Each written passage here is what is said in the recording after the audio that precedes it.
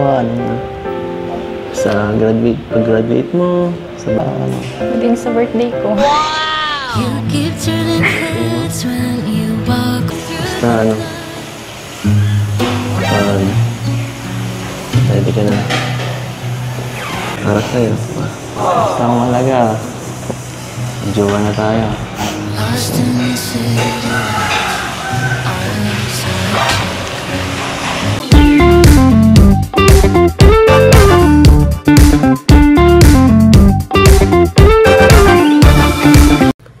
Hello mga kalingap! Welcome back po sa ating YouTube channel. Isang mapagpalang araw po sa inyong lahat.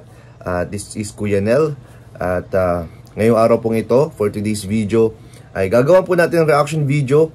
Ang latest upload po ni Kalingap Rob sa EDC, yung part 74. Kung saan, ayun nga po ang title po ni Kalingap Rob ay parang parang nadismaya daw po siya. So mamaya po, gawan po natin ang reaction video.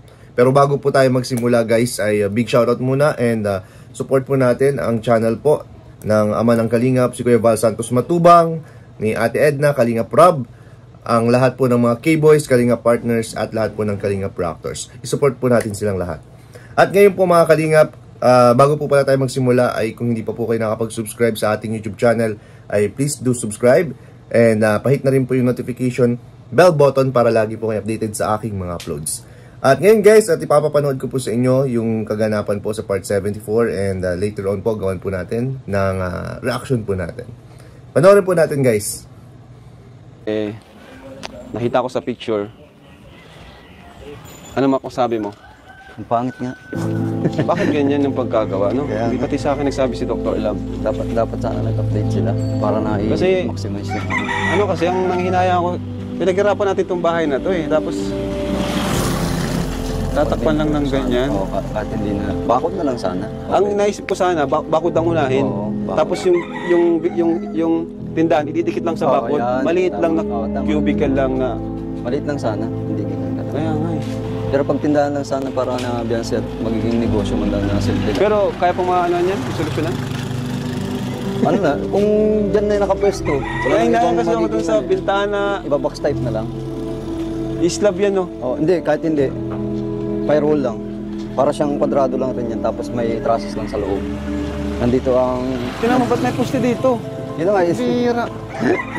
Tinan bro. Inisip ko ba't nagkaposte sa gitna?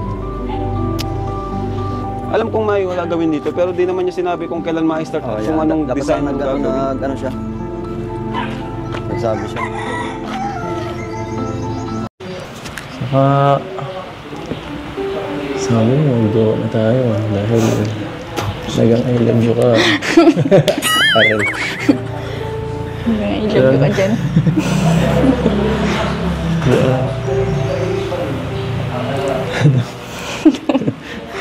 Huwag ka maingay.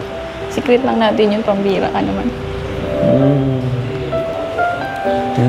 Hindi mo pa nasasabi ka na, tita? Bakit ba? Gusto mo ba private? Pinatago mo ba ako? Pira. Pira ito. Sakit mo na. Saka na yun. Saka ako na anong formal sasabihin. Ano? Sa pag-graduate mo, sa birthday mo ba? Ano? Pwedeng sa birthday ko.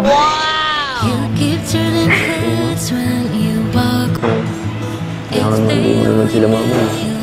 Eksena natin dito. Yung usapan.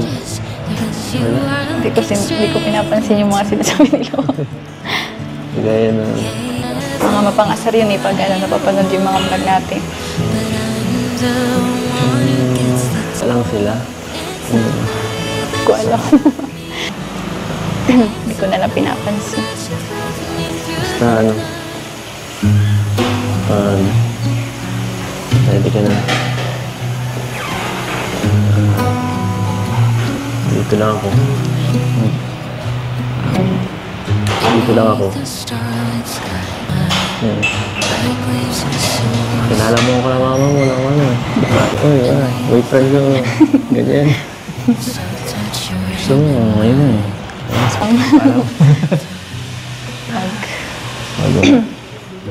Sige lang, maghihintay lang ako. Para sa'yo. Basta akong malaga. Jowa na tayo.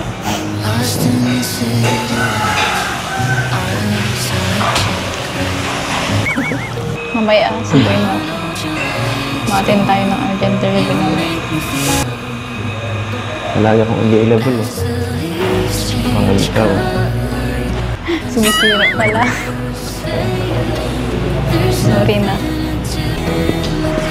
Naghihintay mo ako. Tulad ka naman ng ano. Reply. Tingin. Meron na baga? Ha? Umaga na.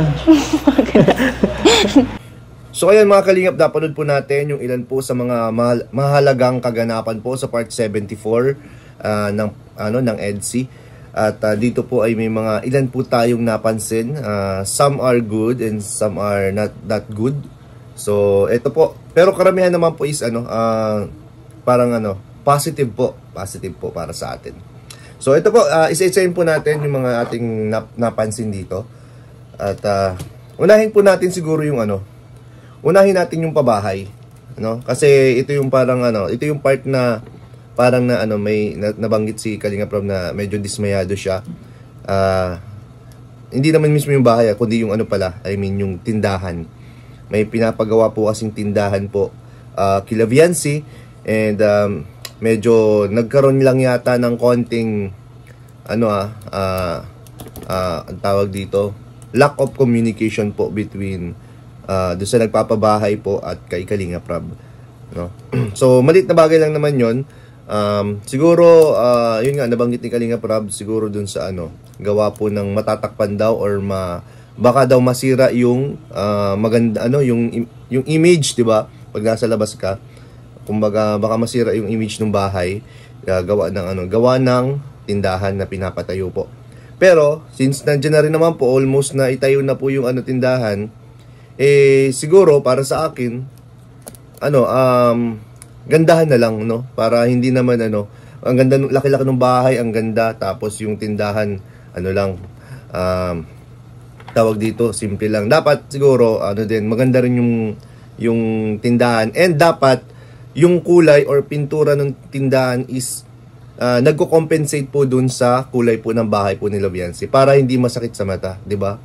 So para sa akin yun ay lang naman, maliit lang naman na na problema Pero kung naman kasi ni Kalinga Prab yan, makakapagbigay agad siya ng tawag dito, ng suggestions, yung mga gandang suggestions para mas maganda yung kalalabasan po ng tindahan. Pero maging okay din po yan. Maliit na lang po yan na problema po sa sa tindahan. And thank you so much po sa mga nag-sponsor po ng pangnegosyo po nila nila Viancy, sa mga sponsors po ng EDSI. Thank you so much po. Yan po ay alam naman natin na na si Viancy ay talaga, wala pa talagang, ang mama at papa ni Viancy wala pong regular na trabaho. So ito po malaking tulong po para sa kanila. Ayan, so lipat naman tayo guys. Doon naman tayo mismo sa sa dalawa po, kay Edo at kay Viancy po. Ito talagang ito yung parang nararamdaman ko po, sa totoo lang, to be honest, nararamdaman ko po. Parang sila na talaga po. Napakarami po kasing napakaraming signs na binibigay itong si Edo at si Viancy. Napakaraming mga binibitawan na salita na para talaga mapapaisip ka na baka sila na talaga. Sample dito, sabi nga ni sabi ni Edo, bakit daw tinatago? Bakit daw parang tinatago siya? Kailan daw niya sasabihin? Ano yung sasabihin, di ba? Kailan sasabihin? So ibig sabihin, meron talagang namamagitan po. Parang meron na siyang namamagitan kasi inihintay na lang ni Edo na may parang i-announce ni parang i-announce ni Viancy sa sa family niya at sa mga viewers yung kung anong meron sila. And may sinabi na nga rin po dito si Viancy na pwede raw sa birthday niya. So ayan guys, pwede raw i-announce feeling ko ang sinasabi niya pwede daw sa birthday niya is yung i-announce. Kasi, ayun no, di ba sabi nga ni Edo, na ano, bakit daw siya tinatago? Ibig sabihin, may something na talaga po. Di ba? Sabi ni Beyonce guys, dun sa ano, at sabi guys ni Beyonce, na saka na daw po niya formal na sasabihin. Saka na formal na sasabihin or i-announce. Ibig sabihin, meron na talagang i-announce guys ngayon pa lang. Right this very moment, meron na talaga po. May i-announce na talaga dapat sila. Pero, hinihintay pa ni Beyonce, siguro na mag-birthday po siya para saktong 18 years old. No? Pero malay natin, tayo nag-speculate lang. Ito ay ano lang, nabase lang naman sa mga napupunaan natin, no? Dito sa part 74 at sa mga sinasabi rin po nila. Alam ko kayo rin, napapansin nyo rin po yan, mga ka-EDC natin dyan. Tapos, isa pa sa pinakamatindi, itong ano, sinabi ni Edo. Di ba may linyang sinabi dyan sa Edo? Ang sabi niya, ang mahalaga, magjowa na tayo, ha? Magjowa na tayo. At saka si Beyonce, alam niyo yung reaction ni Beyonce nung pagsabi ni ano, ni Edo nun, na magjowa na daw sila. Wala siya, hindi siya parang tumanggi or hindi siya nag-react ng ano, hindi siya nag-deny, hindi niya dininay yung sinabi ni ano, ni Edo. Ang sinabi lang niya, ganito lang daw, guys. Ibig sabihin po nun, alam nyo na, ha, alam nyo na. Okay. So, nakakagulat guys kasi ano, grabe, kakatuwa kasi ang dami na rin po nilang pinagdaanan and ang dami na rin po nag-aabang po sa ano, sa next chapter po ng ano, relasyon po nila ni Edo at ni Beyonce. Sabi rin ni Edo, si Beyonce lang din daw po ang nakakasira po ng schedule niya. What do you mean by that? Hindi naman po ano, hindi naman sa negative ito ha. Si Beyonce ang sumisira sa schedule ni Edo kasi pagka may mga biglaan po na mga ano, mga events is syempre pag kailangan po ni Beyonce po ng ano, ng tulong or sundo or errands, nandyan po agad si Kalingap Edo. So si Edo naman, kahit na may mga schedule po yan, cancel po lahat yan. Agad-agad cancel dyan. Basta si Beyonce po ang ano, pinag-uusapan.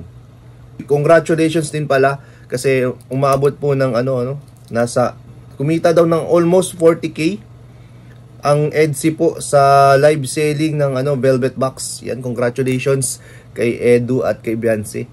Ayan nga, at I'm sure nga tama yung sinabi ni Kalinga Prab dito kasi si Edo, di naman siya kumukuha ng malaking part doon. Alam ko konti lang kukunin dyan ni Edo at majority po ibibigay niya po talaga yan kay Beyonce. So ayan po, congratulations po and thank you so much po dun sa mga support po dun sa live selling po. Hindi lang po sa EDC kundi po din sa iba po pong mga live selling po. And support po natin sa business po nila Kalinga Prab. Dahil yan din naman po ay malaki po nakukuha po ng mga beneficiaries po ni Kalinga Prab. At ang ganda nga po nitong ganito dahil malaking tulong po ito sa mga beneficiaries. Kasi ang laki po talaga ng nakukuha. Minsan hindi na lang po sinasabi ni Kalinga Prab pero sobrang saya niya. Kasi yun nga po ang laking tulong po nitong live selling po. So ayan po. Yun lamang po guys, yan po ang ilan sa ating mga napansin at ilan sa mga naging malaking kaganapan po dito sa part 74 ng EDC. And yan, patuloy po natin suportahan ang channel po ni Kalinga Prab at ang Tambalang EDC and lahat po ng kanyang mga beneficiaries. At yun lamang po sa video na to. Maraming salamat po sa inyong pagstay at kung nakaabot po kayo sa part na to ng video ay huwag niyo po kakalimutan mag-subscribe guys and pahit na rin po yung notification bell button para lagi po kayo updated sa ating mga uploads. Ayan, maraming salamat guys at bye bye po. Jesus loves you.